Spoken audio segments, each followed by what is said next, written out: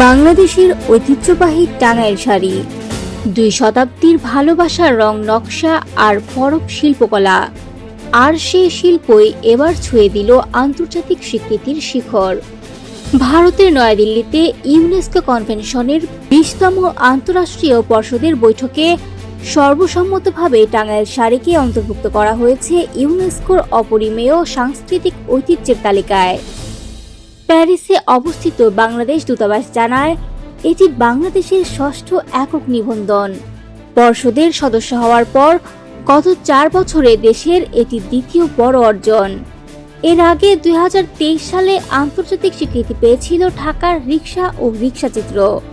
ফ্রান্সে নিযুক্ত বাংলাদেশের রাষ্ট্রদূত খন্দকার এম তালহা, যিনি প্রতিনিধি দলের নেতৃত্ব দেন, এর স্বীকৃতিকে আখ্যা দেন বাংলাদেশের জন্য অসাধারণ গৌরব হিসেবে। তিনি বলেন, 2 শতকেরও বেশি সময় ধরে টাঙ্গাইলের তাঁতিদের নিবেদন, পরিশ্রম আর সৃজনশীলতাই আজ এই গৌরব এনে দিয়েছে।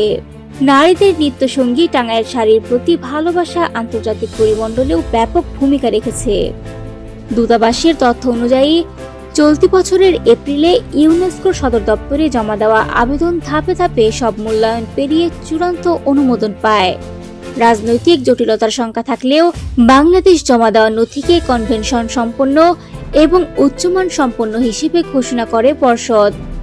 এদিকে 2023 সালে ভারত টাঙ্গাইল শাড়িকে ভৌগোলিক নির্দেশক জিআই পণ্য হিসেবে ঘোষণা করার পর যে বিতর্ক সৃষ্টি হয়েছিল, গবেষকদের মতে ইউনেস্কোর এই স্বীকৃতি সেই জটিলতা কাটাতেও সহায়ক হবে।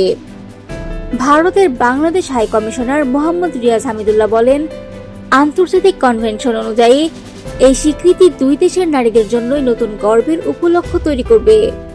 ইউনেস্কোর 20তম পর্ষদীয় সভা 7 ডিসেম্বর থেকে শুরু হয়েছে, চলবে আগামী 13 ডিসেম্বর পর্যন্ত। টাঙ্গাইল শাড়ির এই বৈশ্বিক সম্মান বাংলাদেশের সাংস্কৃতিক ঐতিহ্যের নতুন মাইলফলক।